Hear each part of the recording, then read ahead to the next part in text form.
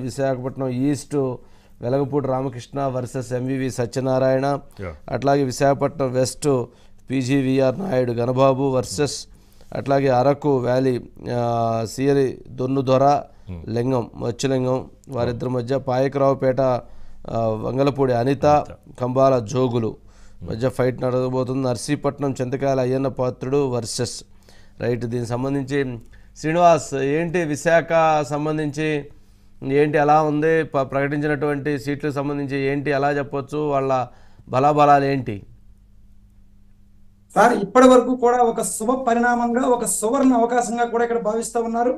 At a time ఇన్ని సీట్లు కేటాయించడం మాత్రం చాలా హ్యాపీగా 94 + 14 118 సీట్లు.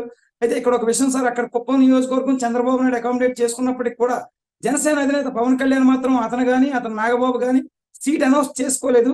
దాని మీద కూడా ఇక్కడ చర్చ జరుగుతూ ఉంది. 5 సీట్లు ఆయన అకామిడేట్ చేసినప్పటికి కూడా ఇక్కడ నుంచి నేను పోటీ చేస్తానంటూ కూడా పవన్ కళ్యాణ్ ఎక్కడ కూడా ఇప్పటి వరకు కూడా ప్రకటించుకోకపోవడం మీద కూడా ఇక్కడ జనసేన వర్గాలు చర్చించుకుంటూ ఉన్నాయి సార్. ప్రధానంగా ఇప్పటి వరకు మా ఉమ్మడి విశాఖ జిల్లా వరకు చూసుకుంటే ముందు నుంచి మనం భావిస్తున్నట్టే వెలగపూడి రామకృష్ణ బాబు తూర్పు నియోజకవర్గం ఆయన ఇప్పటికే 3 సార్లు గెలుపొందున్నారు. ఖచ్చితంగా ఆయనకే అకామిడేట్ చేస్తారనుకున్నాం. అదేవిధంగా అక్కడ అకామిడేట్ చేశారు. అయితే సమీప ప్రత్యర్థి ఇప్పుడు ఎంపీగా ఉన్న ఎంవివి సత్యనారాయణ ఆయన కూడా ప్రచారంలో ముమ్మరంగా ఉన్నారు. ఇద్దరి మధ్య కూడా వారు జరుగుతూ ఉందని చెప్పుకోవచ్చు. ఏదేమైనా సరే గతంలో ఉన్న మెజార్టీని అయితే తగ్గించగలరు, కానీ గెలుపు మాత్రం వెలగపూడి రామకృష్ణ బాబుదే అనే మీమాంస అది జరుగుతూ ఉంది. ఎందుకంటే గతంలో చూసుకుంటే అత్యధిక వేలలో మెజార్టీ ఉంది.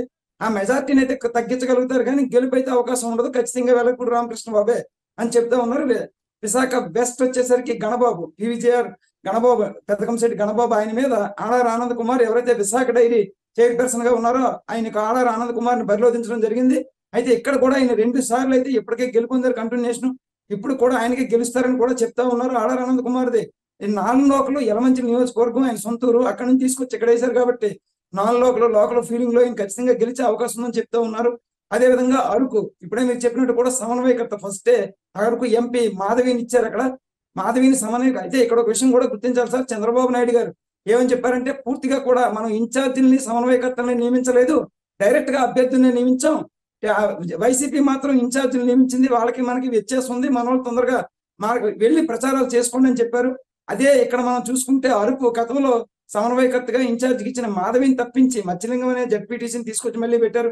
ఇప్పుడు ఆ మత్స్యలింగానికి అంటే సివేరి దొన్నుదొర మధ్య పోటీ ఉంటది. దొన్నుదొరకి క్రియాశీలక నేతగా పార్టీ ఆవిర్భావం నుంచి పనిచేస్తూ కూడా చంద్రబాబు నాయుడు ద్వారా మన్ననలు పొందుతూ చంద్రబాబు నాయుడు వెళ్ళినప్పుడు అప్పటికే పొత్తుల్లో భాగంగా కానప్పుడే చంద్రబాబు అనౌన్స్ చేసిన సీట్ అది.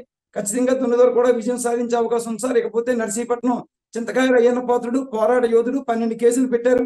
అతని కొడుకు మీద కూడా కేసులు పెట్టారు. అతని ఇల్లు కూలకొల్చారు.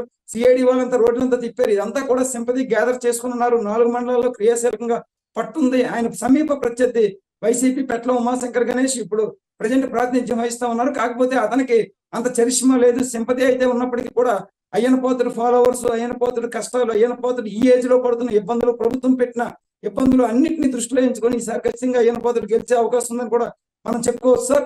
పాయకరావుపేట చూసుకుంటే వంగలపూడి అనిత రాష్ట్ర మహిళా అధ్యక్షురాలు ఎస్సీ రిజర్వ్డ్ కాన్స్టిట్యున్సీ, అక్కడికి రాజ్యాంగంలో గెలిచిన కంబాల జోగులు ఉమ్మడి శ్రీకాకుళం జిల్లా అభ్యర్థిని తీసుకొచ్చి వైసీపీ కేటాయిస్తే ఎప్పటికప్పుడు కంబాల జోగులు నాన్ లోకల్ కాబట్టి ఆ నాన్ లోకల్ ఫీలింగ్ అక్కడ కూడా వచ్చింది. అలాగే అనిత మీద కూడా అనేక కేసులు పెట్టారు. అనిత కూడా అనేది పోరాటాలు చేశారు కాబట్టి ఈసారి ఖచ్చితంగా అనిత విజయం తథ్యం అని చెప్తూ ఉన్నారు. పూర్తిగా చూసుకుంటే ఇప్పటి వరకు కూడా గెలుపు గుర్రాలుగా ఏదైతే సీట్లు అనౌన్స్ చేశారో అవన్నిటినీ కూడా ఖచ్చితంగా గెలిచే అవకాశం ఉందనే ఇక్కడ మనం చెప్పుకోవచ్చు. అదేవిధంగా మరొక విషయం సార్, అనకాపల్లికి సంబంధించి ఏదైతే పవన్ కళ్యాణ్ 5 సీట్లు అనౌన్స్ చేశారో 5 సీట్లలో అనకాపల్లి నియోజకవర్గానికి కొనతాల రామకృష్ణ మాజీ మంత్రి ఎంపీగా పనిచేశారు. క్రియాశీలక ఉత్తరాంధ్రలో క్రియాశీలక నేత, అతన్ని కూడా అనౌన్స్ చేసిన పరిస్థితి. సో అక్కడ కూడా ఖచ్చితంగా అనకాపల్లిలో టీడీపీ జనసేన ఏర్పాటు చేసిన జనసేన అభ్యర్థి ఎవరైతే కొనతాల రామకృష్ణ కూడా విజయం సాధించడానికి ఎక్కువ అవకాశాలు ఉన్నాయి. అతని సమీప ప్రత్యర్థి మలసాల భరత్ కసింకోట ఒక మండల స్థాయి నాయకురాలు మలసాల ధనమ్మ కుమారుడైన ఏ సమీకరణాలు